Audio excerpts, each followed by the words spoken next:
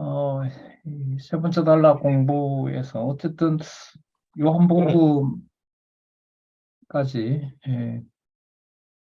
어쨌든 마침 딱 마친 것 같아요. 오늘 말씀드린 내용에서 결국 이 세 번째 단락 공부가 결국은 이 신성 쪽으로 가서 무게가 생기므로 성경이 누구 계시 문제다? 영존하시는 여호와 계시다라는 게 더 계속 저는 그 말씀을 드린 것 같아요. 제가 한 게 아니라 정확하게 말씀드리면 여기서 제시하고 있는 대로 그대로 따라가면 그렇게 될 수밖에 없다는 걸 저는 이제 확인을 한 것 같아요. 제 입장에서는. 거기에 대해서 여러분들 질문을 좀 더 들어보도록 하겠습니다. 예. 다 소거하시죠? 소거 해제하시기 바랍니다. 조금 소란해도 여러분들 얘기를 좀 듣는 게 더 나을 것 같으니까요. 질서를 위해서 손을 먼저 든 분부터 얘기하시면 좋을 것 같아요. 이해가 되세요? 뭘 저렇게 거품을 물었나 싶어요? 예? 그냥 네 혼자 해라 이렇게 얘기를 반응들을 안 하니까. 박 선생님 그건 아니죠? 예.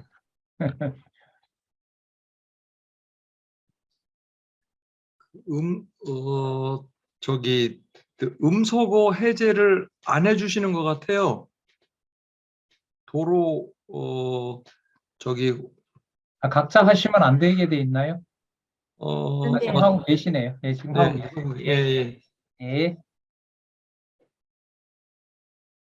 박숙 선생님 했고요. 양대근 장로님 했고, 전한종 권사님도 했고, 김진승 권사님도 했고, 신성욱 변사님 했고, 김상장 집사님도 했고요. 지금 계속 하고 있습니다. 네. 얘기해도 돼요? 네, 하십시오. 오늘은 더 어려운 것 같아요. 그러니까 뭐가 어려운지를 얘기를 해요. 몇 장 몇 절이 어려운지를. 아니요. 그렇게 얘기하지 말고. 뭐가 어렵냐면 아까 물론 제 수준에서는 그 요나서 했었죠, 그렇죠? 아까 그게 어디야? 얘기하세요, 그냥. 다 한 거니까. 응.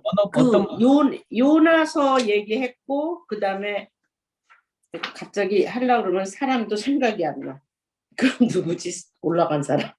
에녹 이런 거 얘기했을 때 사실은 우리는 그러니까 저는 분명히 제 수준에서 말씀드리는 겁니다. 우리가 요나서 그러면 그리스도의 부활 뭐 이런 정도까지로만 생각했는데 지금 교수님은 그거를 요한복음까지 끌어올리셨어요.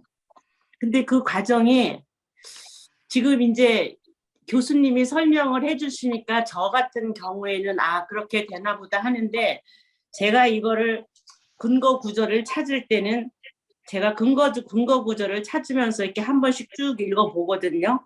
읽어보는데 그 요한복음의 근거 구절을 요나서 그걸 쓰면서도 1, 2장을 쓰면서도 그걸 내가 요한복음의 근거 구절을 찾으면서도 그걸 요한복음까지 제가 생각을 못하고 적었던 것 같아요.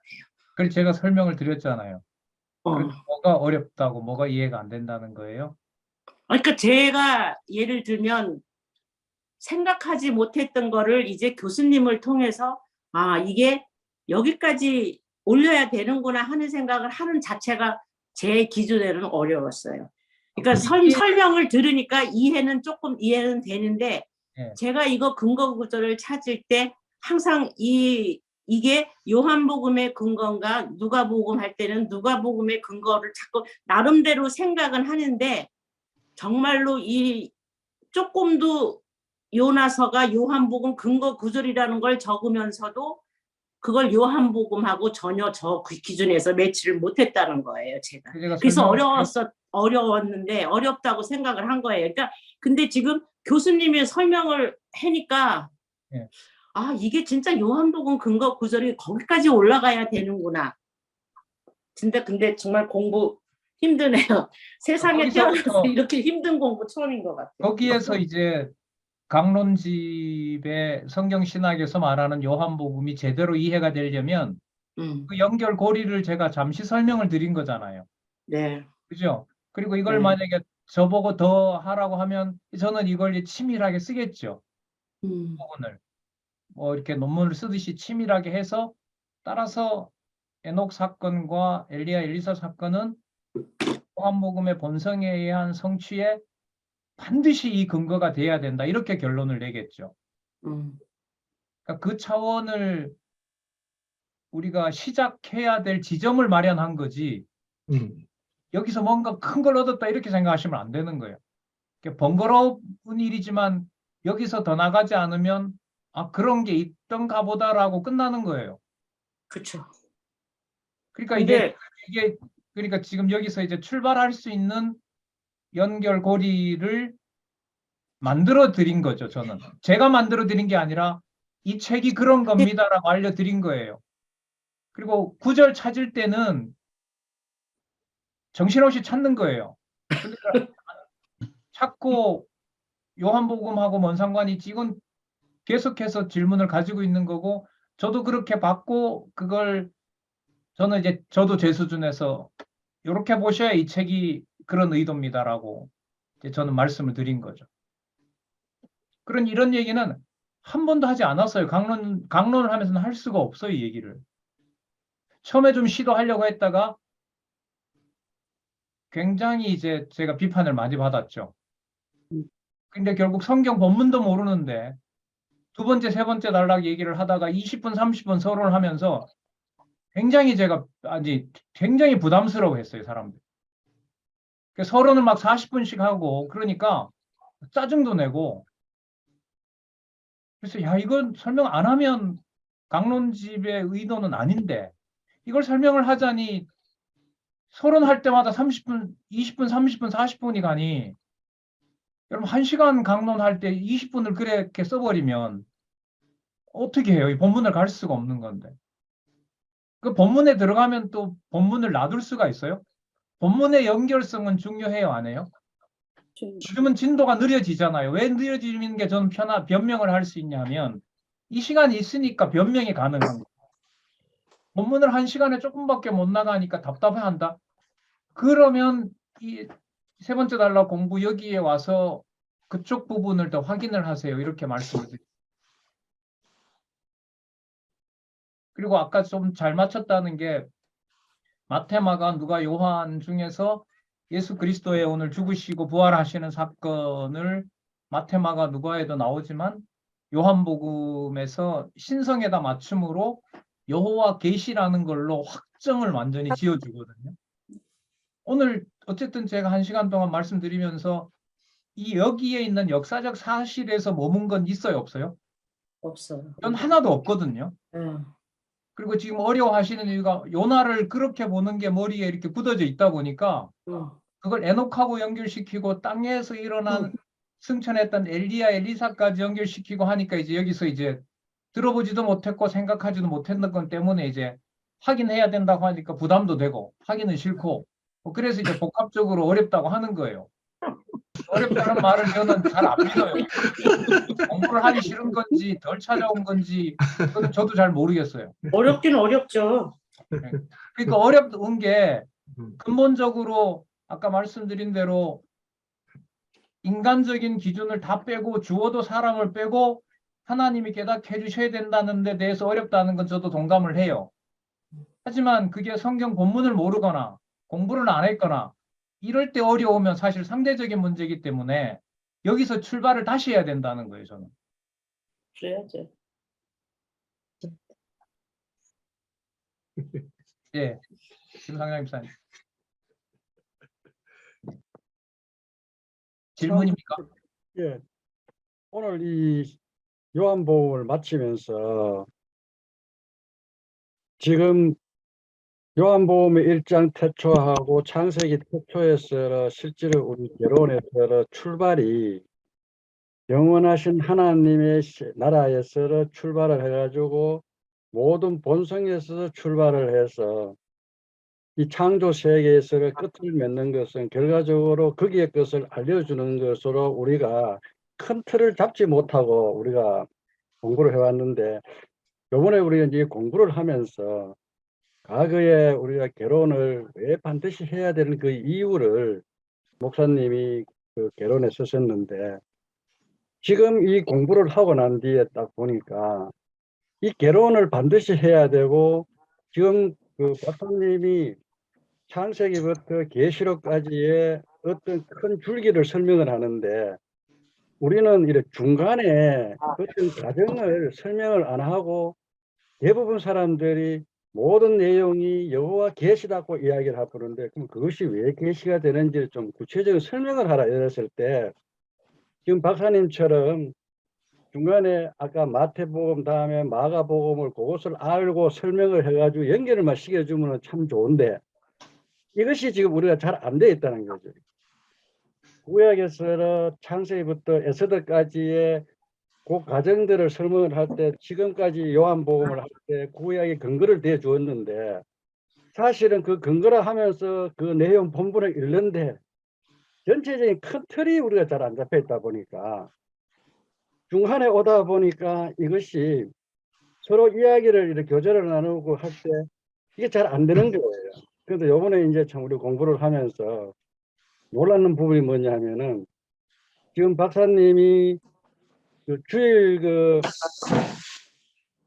대학생들 강의하는 입문을 하고 성경적 기독교의 바탕에서 성경 개론을 하는데, 이것을 지금 보면서 전도사님하고 놀라는 부분입니다.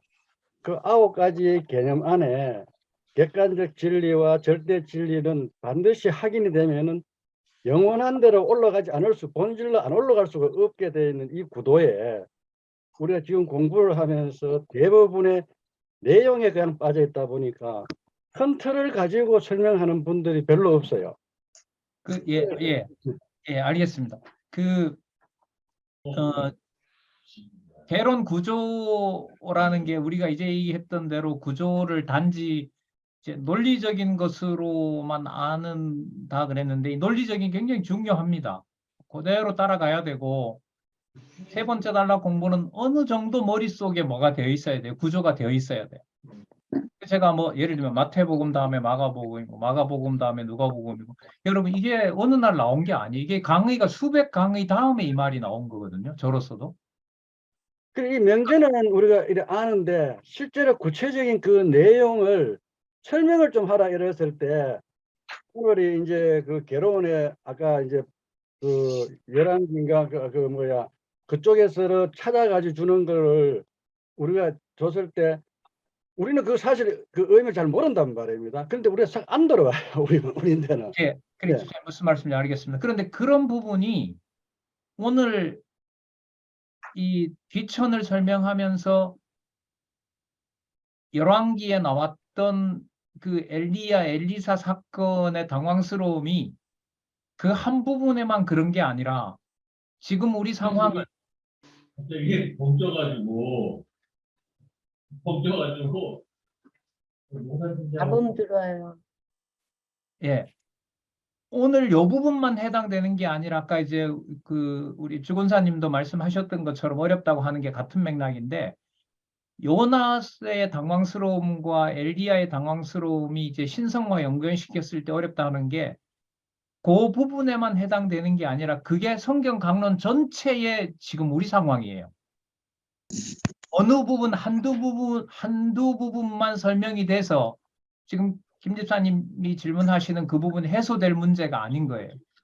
그러니까 전 이 문제를 세 번째 단락 공부에서 오늘 요한복음이 잘 나왔다는 게, 성경 강론에서 안내하고자 하는 여호와 계시라는 개념이 이게 얼마나 놀라운 개념인가를 말씀을 드리려고 하는 거고요.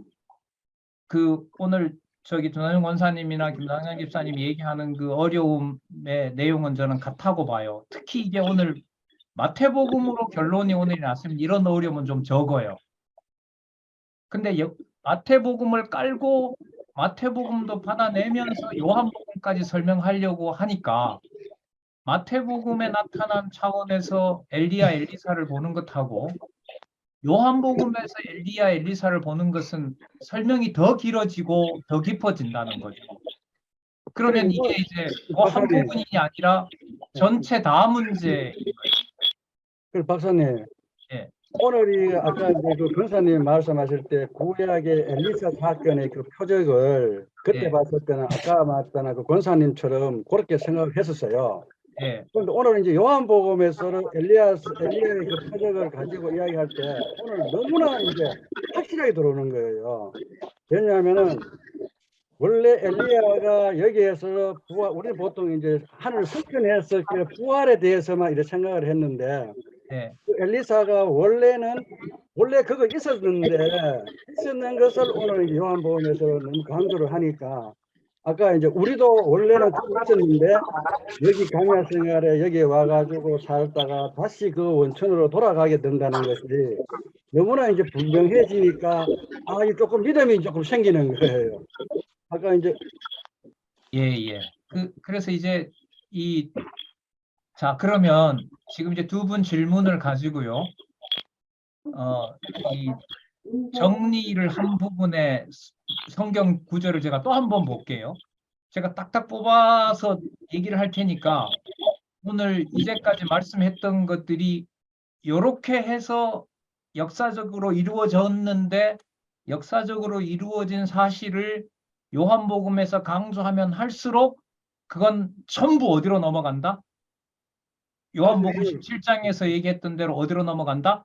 하늘로 장세전으로 넘어간다. 장세전 장세전으로 넘어가야 여호와 계시라는 말이 영존하시는 여호와의 계시라는 것이 완성된다. 그렇게 그걸 우리 배우는 제가 거예요. 구절을 중심으로 또 한번 말씀을 드려볼 테니까요. 어떤 의도로 했는지 두 분 질문을 받고 제가 또 한번 설명을 드려볼게요. 자, 뽑아낼게요. 7854페이지. 7854페이지. 하나, 둘, 셋, 네 번째 단락.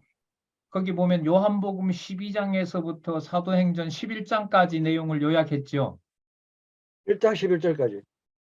1장 11절까지요. 그 밑에 단락에 오면 일찍이 나오죠. 예. 찾으셨어요? 예. 자, 거기에 보면 창세기 5장 24절하고 열왕기하 2장 11절 나오죠. 예. 자, 두 마디씩 제가 뽑을게요. 에녹은 땅에 있죠. 예. 땅에 온 에녹이잖아요. 예. 자, 그 다음 끝에 구절을 읽을게요. 세상에 있지 아니합니다. 그럼 어디로 넘어가죠? 장세전으로. 예, 하늘로 가는 거예요. 자, 그 다음에 두 사람이니까 사람이잖아요, 이 사람이. 예. 그죠? 엘리야와 엘리사 이 땅에 있는 사람이에요. 근데 중간에 끝에 부분에 보면 격하고 엘리야는 어디로 갔어요? 하늘로 가버려요. 승천해버리는 거예요. 그럼 여러분 엘리야는 유령으로 있던 거예요? 실제로 이 땅에 있었어요? 있었죠. 그런데 어느 몸이 되는 거예요? 하늘에 속한 몸이 되는 거예요. 구도가 똑같죠? 똑같아요? 안 똑같아요? 똑같잖아요. 에녹이 이 땅에 있었지만 에녹은 세상에 있지 않아요. 엘리야도 이 땅에 있지만 엘리야도 어디로 가버려요? 성천해버려요. 자, 그 다음에 7855페이지. 이사야 7장 14절 나오죠? 자, 여러분, 처녀는 처녀인 거죠. 그런데 처녀가 뭘 낳아요? 누구를 낳아요? 이사야 아들. 7장 14절. 아들을 낳는 거예요. 자, 처녀는 어디에 있는 몸이에요? 이 땅에 있는 몸이죠. 그런데 하나님의 신성으로 연결을 지으면 뭘 낳게 되는 거예요? 아들을 낳아요. 두 가지 다 불가능한 것, 이 사실은 불가능하잖아요. 그러니까 처녀인데 누구를 낳아요? 아들을 낳아요. 자, 이사야 9장 6절은 한 부분만 뽑을게요. 이는 한 아기가 우리에게서 낳고 한 아들이잖아요. 분명히 아들이죠. 그런데 이사야 9장 6절 끝부분에 가면 뭐가 나오느냐? 영존하시는 아버지가 나와요. 여러분, 아들은 아들이고 아버지는 아버지잖아요. 근데 지금 이사야 9장 6절에는 누가 누구라는 거예요? 아들이 아버지. 아들이 누구라는 거예요? 아버지라는 거예요. 여러분, 아들이 아버지가 될 수 있어요? 불가능하죠. 그러면 어디와 어디 차원으로 가는 거예요, 이게? 땅에 있고 하늘. 땅에 태어난 아들을 어디로 옮겨버려요? 하늘에 있는 아버지로 창조주로 데리고 간다고요. 근데 이걸 마태복음에서 설명할 수 있냐는 거예요. 없어요. 마가복음에서 할 수 있어요? 네. 안 된다는 거. 이게 어디에서 오니까 이 얘기가 가능하다는 거예요. 요한복음 왔을 때니까. 요한복음에 왔을 때 그러면 마태, 마가, 누가를 무시하고 될까요? 안 될까요? 안 되지요. 절대로 안 되는 거예요, 이게. 절대로 될 수가 없는 거라고요.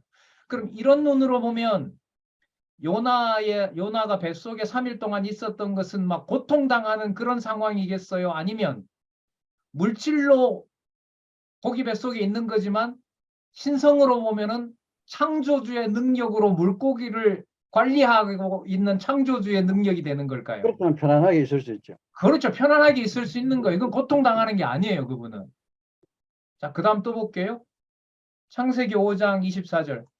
이건 했었죠. 에녹이 이 땅에 동행했는데 그는 어디에 있지 않아요?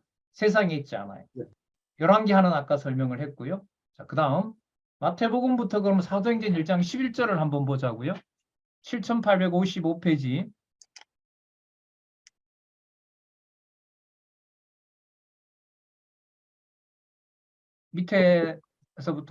밑에서부터 첫 번째 단락. 창세기 2장 7절에서부터 8절도 뽑을게요. 여러분, 흙은 흙이고 생기는 생기잖아요. 맞죠? 예. 그런데 뭐가 돼요? 흙이 사람이 뭐가 된지라? 좀 생명이다. 먼저 본문 찾아봅시다. 창세기 2장 7절 8절 찾으세요. 창세기 2장 7절 8절. 여러분, 익히 아는 구절도요. 주제를 놓고 찾으면 달리 들어오게 돼요. 자, 여러분, 흙은 흙이고 생기는 생긴데요. 2장 7절 끝에 가면은 사람이 뭐가 됐다 그래요? 생명. 이때 생은 뭘까요? 영원한 생명인 거잖아요. 그죠? 자, 흙은 흙이고 생기는 생긴데 흙인 사람이 뭐가 된다 그래요? 영이 돼요. 영은 여러분 누구한테 붙이는 거예요? 창조주에게 붙이는 거예요. 이거는 땅에 있는 게 아니에요. 창조주 영원한 생명의 영인 거잖아요. 그럼 창조주거든요. 그래서 여러분 아담은 그 로마서에 보면 뭐예요? 보이지 않는 영원한 신성을 뭐 했다 그래요? 봤다 그러잖아요. 자, 그럼 또 뽑아낼게요. 자, 이거 여러분 참 이 부분을 이해하시면 진짜 좋겠는데 누가복음 24장 27절에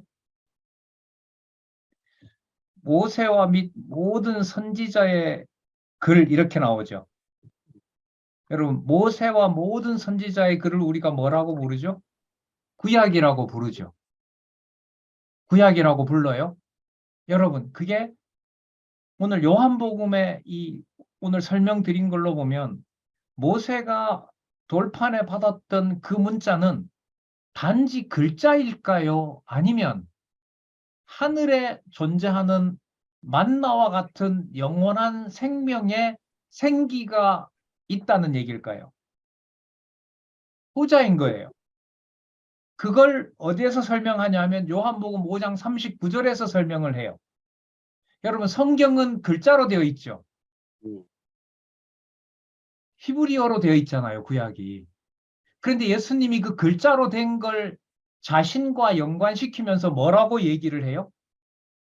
성경을 상고하거니와 그 성경이 누구에 대하여? 나에 대해 그리고 성경에서 무엇을 얻는다고 말씀하세요? 영생을. 여러분, 다른 책을 읽으면 그게 영생의 말씀이에요, 아니에요? 아니잖아요, 그건. 아니란 말이에요.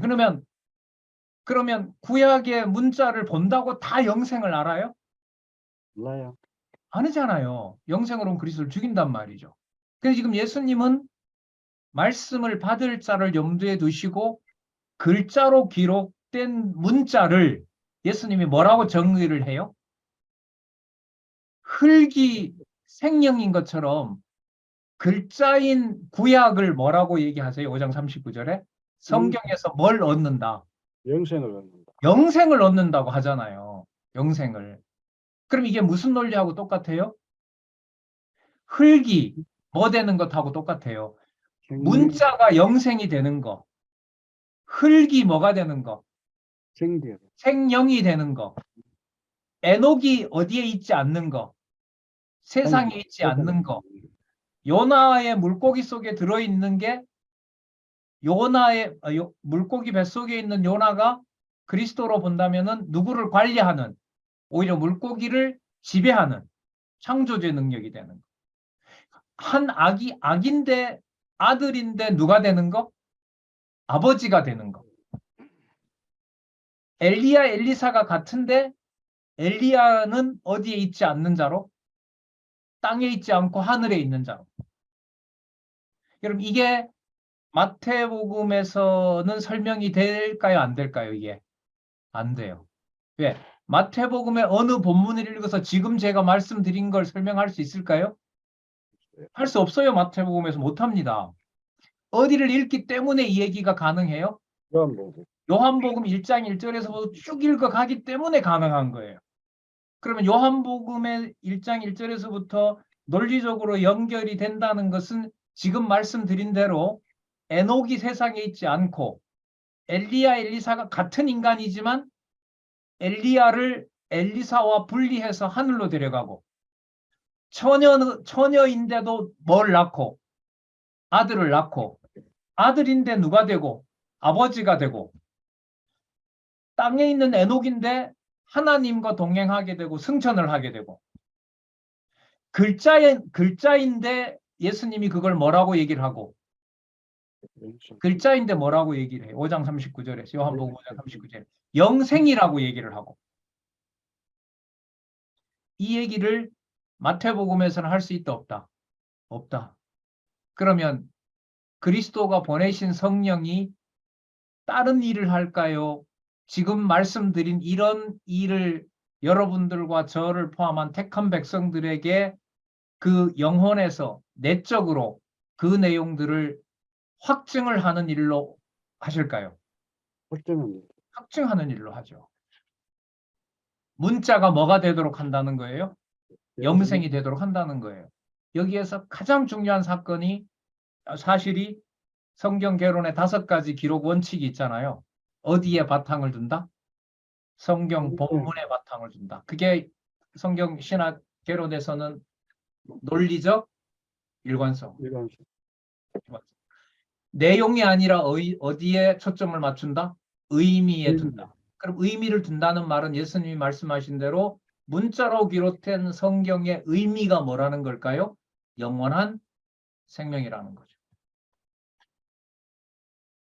그러면 이제까지도 너무나 놀라운 공부를 우리가 하긴 했는데 요한복음의 예수에 의한 성취, 이 땅에 오신 예수께서 성취하신 내용의 마지막에 해당하는 요한복음으로 봤을 때는 이 땅에 성령께서 함께 하시면서 깨닫게 하시는 물질적인 것, 내 몸을 포함해서 모든 물질적인 것들이 오늘 살펴본 대로 창세전 그리스도가 기도하신 요한복음 17장에 있는 그 내용들을 성령이 적용을 하시면 이 땅에 있는 사건으로 설명이 되는 것이 아니라 어디에 있는 사건이 된다? 하늘에 있는 사건이 된다. 그러니까 하늘에 있는 사건이 되어야 여호와의 계시라는 말이 뭐가 안 되는 거예요? 추상적인 말이 안 되는 거예요. 근데 그게 객관적이고 불변적이다라는 게 나와 무관한 것이 아니라 나와 관계가 있으려면 그게 내 의지나 어떤 사람의 주어나 사람의 생각이나 사람의 이해관계가 들어가서는 그게 여호와 계시라는 것으로 깨달을 수가 있다 없다? 절대로 없다. 절대로 없다. 이걸 이제 여러분 뭐라 부르냐 하면 성경의 권위라고 부르는 거예요. 성경에 나타난 누구의 권위? 하나님의 권위. 하나님. 그러니까 여러분 성경이 좀 안다고 뭔가 좀 된다고 이게 아닌 거예요. 결국 우리는 어디로 돌아왔느냐? 오늘 요한복음에서 여러분 오늘 살펴본 에녹이나 뭐 엘리야 사건이나 처녀가 잉태하는 사건이나 아들이 아버지 되는 사건이나 이거 여러분 전부 다 무섭고 놀라운 사건이거든요. 근데 우리가 과연 성령께서 기록한 성경을 보면서 여호와 계시라고 말하면서도 이 실체인 교회를 그렇게 보냐는 거죠. 못 봤다는 거죠, 이제까지는.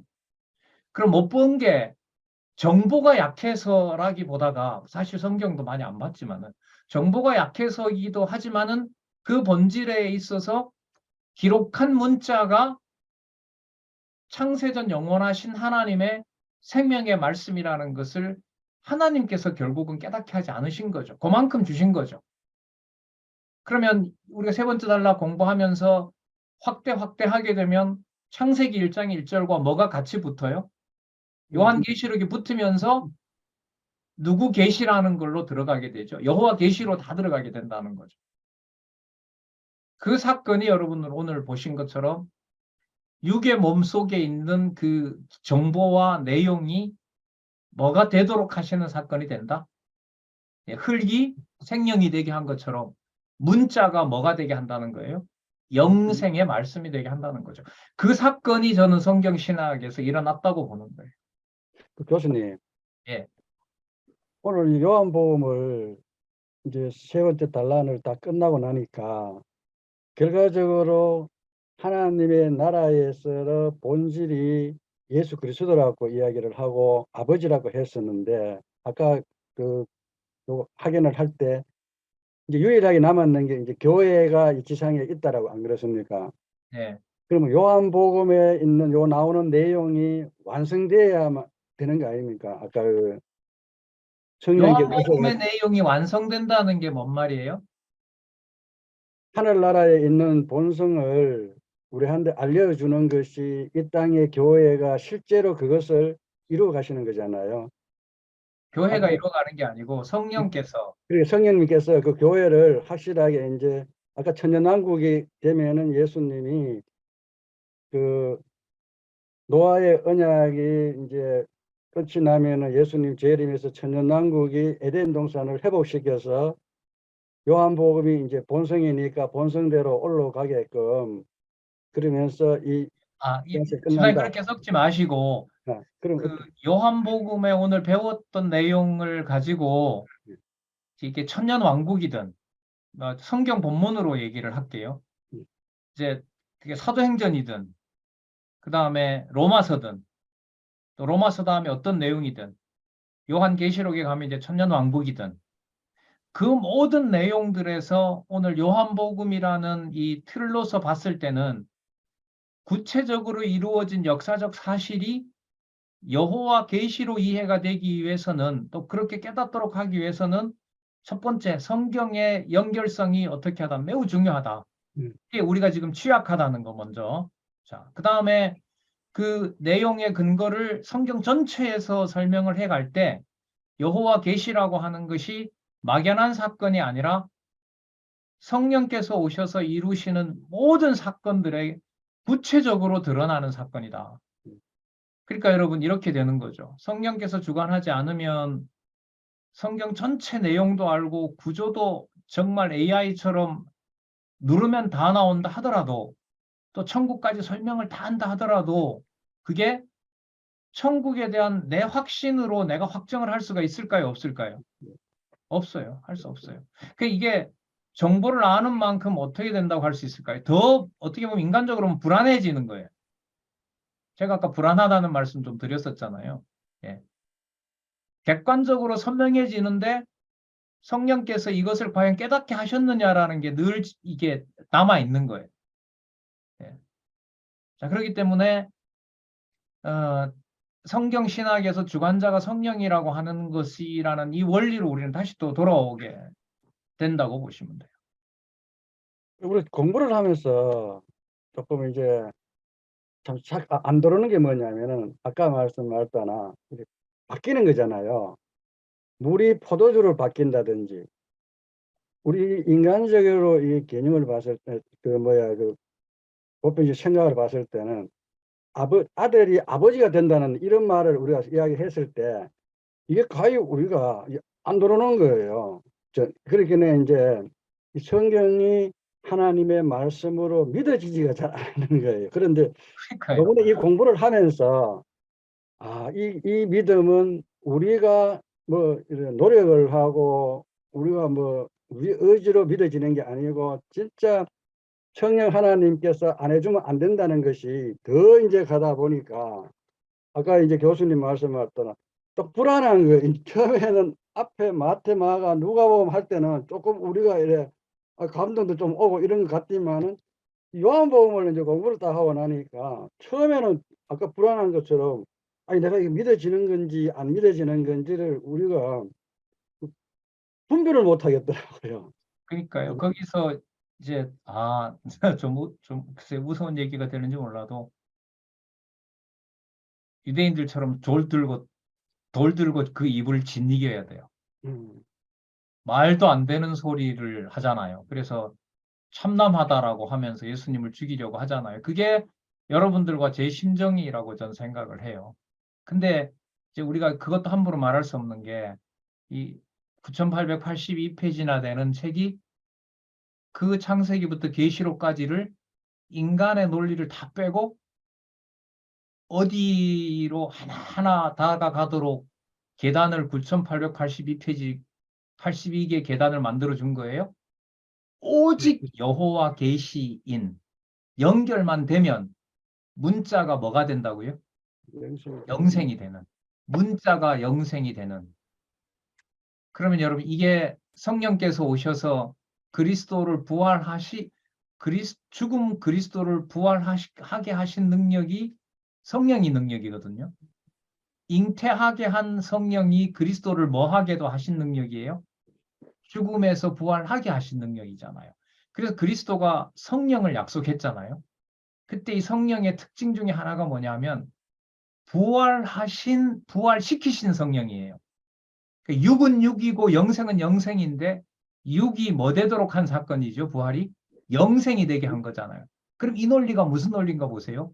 문자가 뭐가 되는 논리예요? 의문의 법 죽은 문자가 뭐가 되는 논리예요? 영생이 되는 논리. 유대인들은 이 남아 있는 거잖아요. 신약을 안 받아들이니까. 그런데 이 성경 신학이 1페이지부터 9882페이지가 창세기부터 1장 1절까지 요한계시록까지가 치밀하게 1, 2, 3, 4 해서 9882페이지까지 어디에 도달하는 하늘에 도달하고 성경이 권위가 있고 어느 곳이나 누구 존재 계시인 여호와 하나님의 존재 계시가 되도록 증명을 해줬다는 거잖아요. 지금 이게 우리 눈앞에 있다는 거죠. 이걸 여러분 제가 신중하자고 해서 제 스스로 신중하게 되는 것도 아니고 이 앞에서 감사와 아까 말씀하신 대로 제가 아까 불안하다라고 얘기를 했는데 그거는 여러분 느낄 수 있어요. 정보량을 많이 쌓으면 마음의 흡족은 해요. 왜? 알게 됐으니까. 근데 사실 나이가 지나면 다 까먹어. 그것도 뭐 보장도 안 돼 사실. 우리 기계가 아니다 보니까.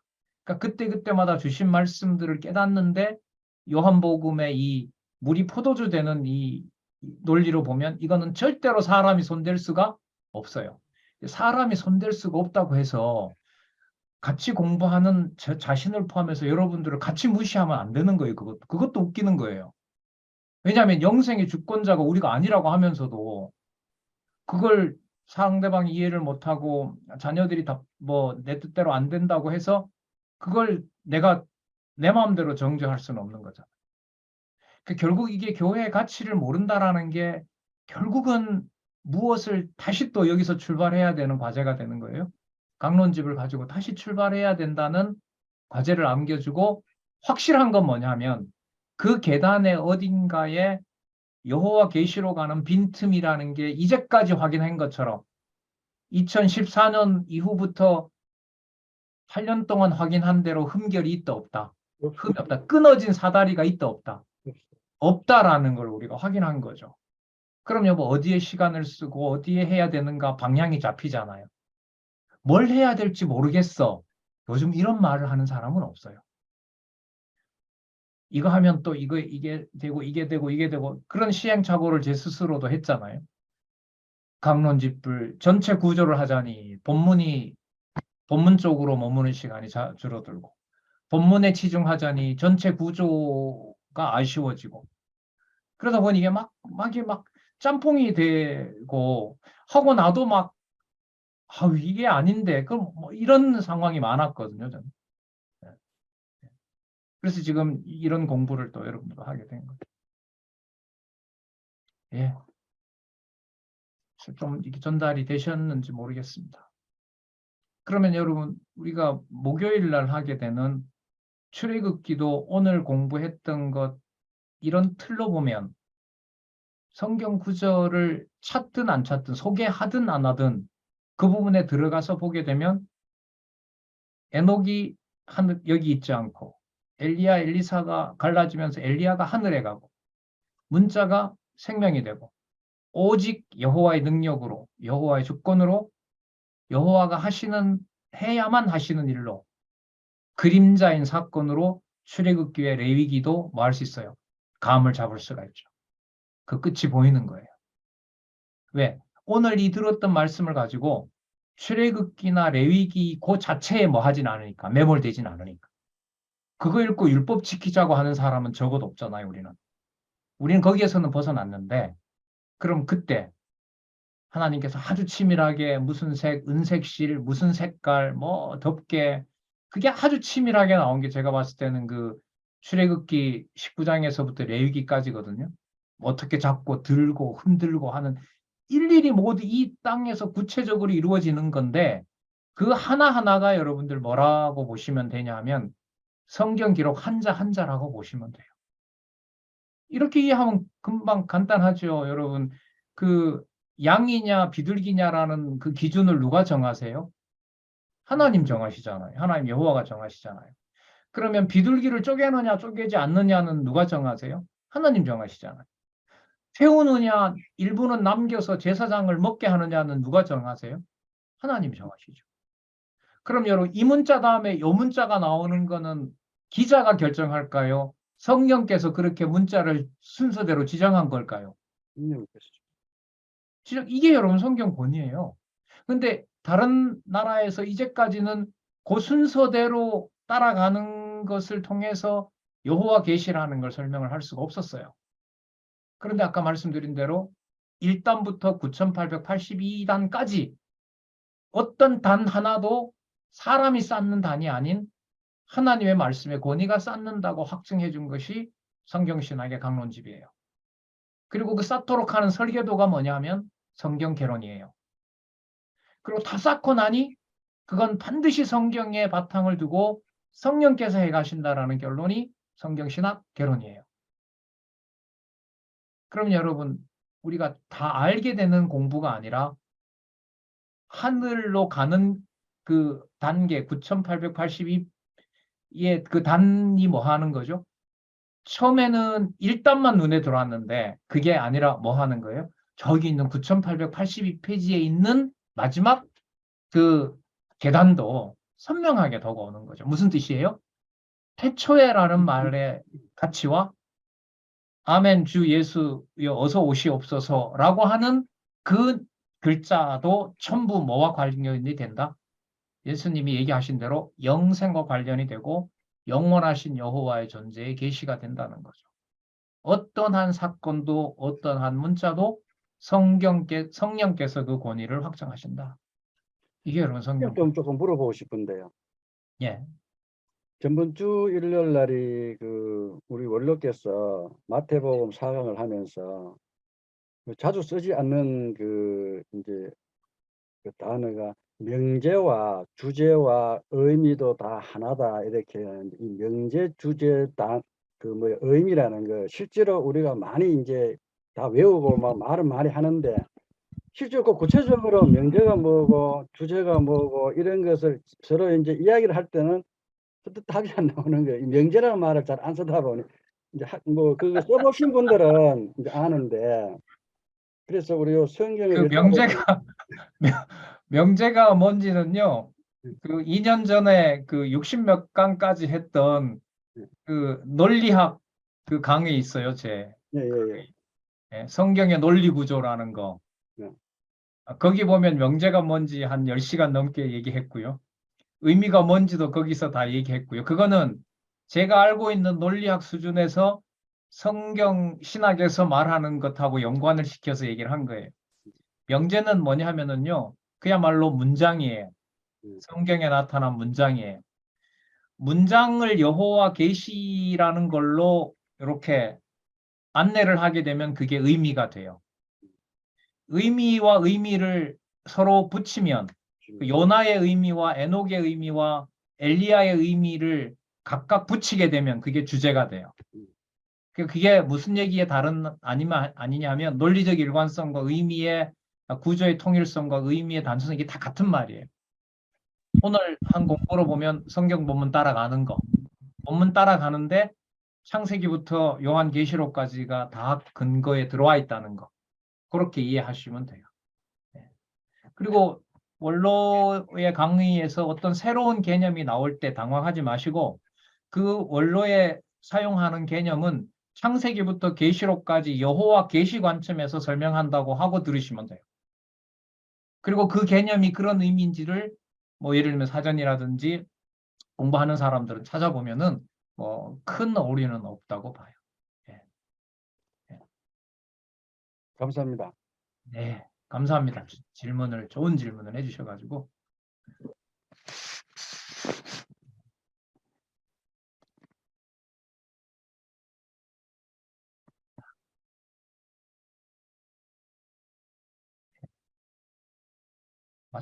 마치라고 하는지 음을 다 이렇게 죽여놓으셨네.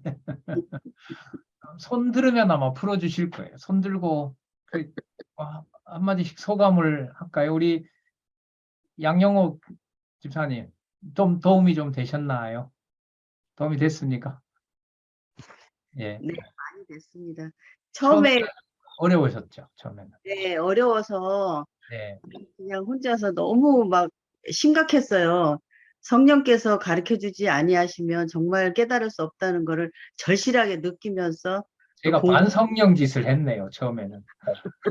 그래가지고 저만 어려운 줄 알았더니 그렇게 지금 이제 말씀해 주시니까 아, 조금 알아듣겠어요. 알겠습니다. 예. 예, 다른 분들.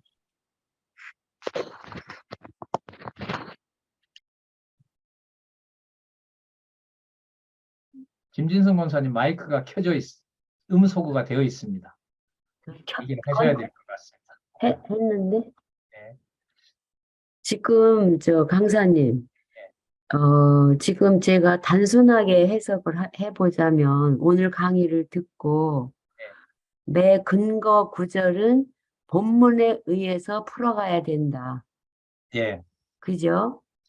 그런데 지금 이 마태복음도 제사직 예, 또 마가복음에서 높은 신분 예. 누가복음에서 대속사여 예. 그리고 귀천의 신성에 의한 성취에서 다 나오는 구절이 요나서 예, 또 호세아 예, 보통 엘리야 사건은 거의 다 나와요. 예, 근데 그 사건들을 그 구약 근거를 풀어갈 때 요한복음 근거에 의해서 풀어가고 예. 이렇게 하는 것이 방향이 맞죠. 맞죠. 마태복음에서는 마태복음의 논리를 따라야 되고, 예. 마가복음에서는 마가복음, 누가복음에서는 누가복음, 그리고 그걸 따라야 되고, 그게 나중에 뒤로 갈수록 요한복음에 오면 그렇죠. 마태복음에는 이런 맥락에서 이렇게 설명을 했는데 음. 마가복음에서는 이 상황을 이렇게 설명을 했고 누가복음에서는 같은 죽음의 사건이지만 이렇게 설명을 했고 그걸 이제 전체적으로 이제 모으게 되면 앞부분에 거리가 있으니까 그걸 잊지 않도록 연구를 하게 되면 그게 이제 글로 적혀지는 거죠. 그래서 요한복음에서 종합적으로 예. 근거를 풀어가면 예수에 의한 성취를 통해서 여호와 계시가 확증될 수 있다. 그래서 제가 오늘 계속 이제 확인을 해드린 게 이런 얘기가 마태복음엔 없어요라는 말을 자꾸 제가 강조를 한 거죠. 그럼 마태복음에 가면 그게 없는 거냐? 있는 건데 이런 방식으로 있는 건 아니라는 거죠. 그런데 그걸 무시할 수가 있느냐? 절대로 할 수가 없다는 거예요. 그 바탕이 안 되면은 요한복음에 와서 이 설명을 아무리 한다 해도 마태복음은 계속 떨어져 나가는 거죠. 그렇죠. 그러면 9,882개의 계단은 중간에 뭐가 돼요? 끊어지면 다 단절이 돼요. 이런 의미에서 알면 다 알고 모르면 다 모른다라는 게 또한 성립합니다. 네, 정확하게 지적을 하셨습니다.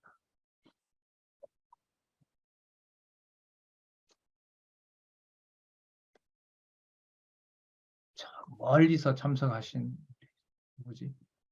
권금자 권사님이나 이영자 권사님. 이영자 권사님 말씀하실래요? 네.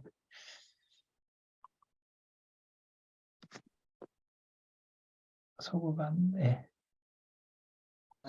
저는 오늘 참 확실해진 게 네. 그 물로 포도주가 된다는 거를 그 창세 전 그 물질에서 이렇게 생각을 하니까 성경에 나오는 그런 것들이 다 풀려서 너무 감사했어요. 문자가 이 세상에서 기적이나 표적을 많이 그 마태나 저기 마가나 누가나 네. 그 기적과 표적이 같이 나오잖아요. 네네.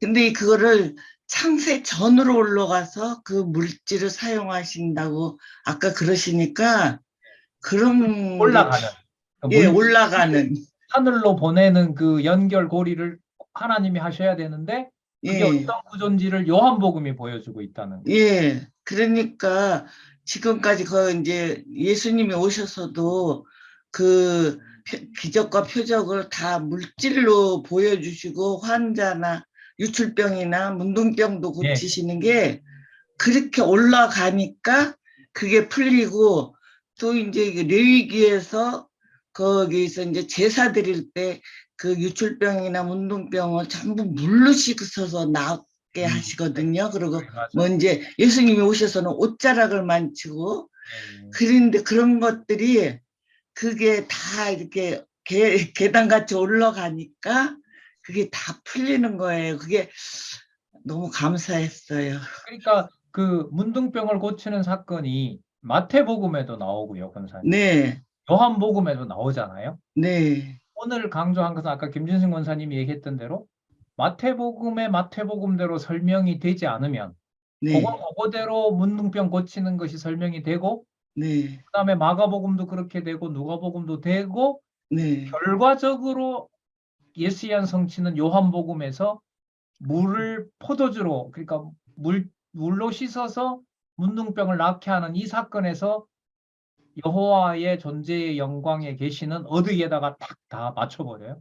하늘에 있는 사건으로 다 옮겨놓는. 예, 그러니까 요나의 물고기 뱃속에 있던 그런 것도 다 이제 그 물질로 우리는 다 물질로 피조물로 되어 있기 때문에 그런 것들이 확 풀리니까 너무 감사했어요.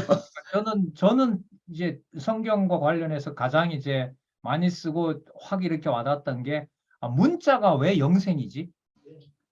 예, 그것도 감사했어요. 글자가 뭐가 된다는 거예요? 영생이 된다는 거죠. 그러니까 그리스도는 빨리 가셔야 되고 누가 우리에게 임하셔야 돼요. 성령이 임하셔야 되는 거죠.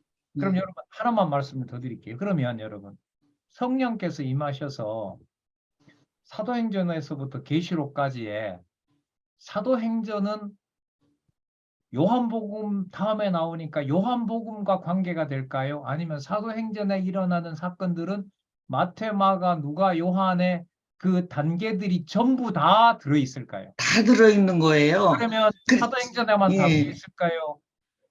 로마서에만 담겨 있을까요? 유다서에도 담겨 있을까요? 요한계시록까지가 다 그게 담겨 있는 풀려나가는 거예요. 거예요. 예. 사도행전이든 로마서든 고린도전서든 갈라디아서든 유다서든 요한계시록이든 간에 네. 마태, 마가, 누가, 요한의 이 단계의 순서들이 그대로 토대를 놓고 봐야 될까요? 아니면은 무시하고 볼 수가 있을까요? 토대를 놓고 봐요. Absolutely impossible입니다. 절대로 안 되는 거예요. 그러면 여러분 몇 장 몇 절을 근거 구절로 뭐 사도행전에서 유다서에서 인용한다고 해서 그 몇 장 몇 절에만 매이면 될까요? 안 되는 거예요. 그래서 이제는 이해가 되실 거예요. 예. 왜 이 구절을 근거로 쓰셨어요? 라고 제가 질문을 했다 그랬잖아요. 그때 저자의 말은 제 본심은 어떤 부분을 하든 간에 전부 다 창세기부터 어디까지 다 쓰고 싶었다. 계시록까지 다 요한계시록까지. 쓰고 싶었다라는 게 바로 이 말인 거죠. 그럼 창세기는 단지 그림자인 내용이고 계시록은 실체고 이런 구조로 본다는 게 아니잖아요. 예. 그럼 그리스도의 성경관하고 맞아떨어지죠. 문자인 구약의 본질은 뭐다 저게? 영생이 된다는 영생. 것 같은 거예요. 아, 그것도 신기했어요. 정말 신기하죠. 예. 신기합니다. 이런 게 여러분 저는 좀 반짝거리니까 이런 걸 이 500년 개혁교회는 못 봤다. 이런 걸 볼 리가 없다. 볼 수가 없었다. 이게 이제 한국에서 좀 터졌다. 뭐 조롱하건 뭐 하건 간에 이제 그 말을 내 신앙 고백이니까 어떤 차원에서 보면 그렇게 이제 하게 된 거예요. 양대건 장로님 얘기 안 하면 못 주무실 것 같은데. 그러니까 양대건 장로님 한마디 하시고요. 양장로님 기도하고 우리 마치도록 하겠습니다. 제가요 기도하라고요? 건강은 괜찮습니다. 네. 건강 괜찮으세요? 저는 그거 이제 그 오늘 공부하면서 그 이제 제가 그런 것 같아요. 그 이렇게 에녹 사건을 보면 이제 하나님이 그 함께 하신 게 되는데 에녹이 이제 그 하나님과 동행했더니까 에녹한테 이렇게 이제 포인트가 가기가 이제 쉬운 것 같아. 그게 이제 제 상태인 것 같아요. 문장 주어가 에녹으로 나오니까요. 누구나 다. 그러니까 그게 이제 그동안 이렇게 그 많이 이제 이렇게 그 굳어져 있는 그런 것 같고, 그다음에 또 아까 이제 교수님 그 수업 중에서 그 말씀하실 때 그 어떤 그게 또 내 감정 이런데 이제 이게 안 되면 사실 좀 그 본문에 이렇게 들어가기가 그 뭔가 그 오늘 어떤 한 강의를 들으면 거기서 뭔가 내가 이렇게 뭐 마음에 이렇게 감동이 와야 되고 이제 이런데 이제 이게 많이 치우쳐 있었구나. 그게 문장의 주어에 빠지는 것하고 관계가 있죠. 그러니까 예. 관계가 있죠. 그러면서 또 이제 그 계속 이제 교수님 그 강의하면서 마태복음은 마태복음에 충실해야 되고 그래서 이게 그 정말 성령께서 이렇게 마태, 마가, 누가 요한복음을 기록해 주신 게 이게 정말 정말 여호와 계시로 가는 이게 정말 너무 중요하구나. 그리고 또 그 저자가 성경의 그 요절을 요한복음 5장 39절로 이렇게 신기하죠. 한 것도 이거 뭐 그리고 또 그것에 철저하게 근거해서 이제 근거 구절도 그렇게 근거로 잡으셨고 또 개론도 그렇게 정리를 하셨고 뭐 진짜 이게 성령께서 엄청난 선물을 주셨다 그런 거밖에는 할 말이 없는 것 같아요. 이제 요즘에 이제 가정교회에서 조금 좀 가정교회에서 내가 뭘 해보려 그러는 것 같아. 그래서 제가 이제 또 하나님 장로님이 하신 말에 저는 이제 다시 한번 공감을 하는데, 그러니까 감정이 안 오고 정보로 가잖아요. 그러면 속에서 여러분들 입장에서 보면 어떤 생각이 딱 드냐면, 어떤 변명으로 많이들 얘기했냐면, 나 뭐 학자가 될 것도 아닌데 객관적 정보를 내가 많이 알아서 내가 신학할 것도 아닌데라고 하면서 감동에서 빠져나가는 건 내 것이 아닌 걸로 밀어놔요. 이게 반대로 저는 어떻게 하냐면 나는 지적인 공부를 하는 사람이니까 그것은 내가 해야 될 걸로 이렇게 했던 게 이게 전부 다 누구 주어가 들어가 있어요. 다 내가 나한테 필요하고 나한테 이걸 벗어날 수가 없어요. 이걸 성령께서 해주셔야 돼요. 아이고. 네, 감사합니다. 우리 장로님 하여튼 기도하시고요. 우리 종강하도록 하겠습니다. 네, 공부들은 알아서 하시도록. 네, 기도하겠습니다. 하나님 아버지, 저희에게 생명의 말씀을 기록하여 주시고 또 귀한 선배를 통해서 이 진리를 깨닫도록 안내서로 또 기록해 주셔서 오직 여호와 하나님 살아계신 것과 또 여호와 하나님 경외하는 것을 배우며 게을리지 않도록 인도해 주셔서 감사합니다.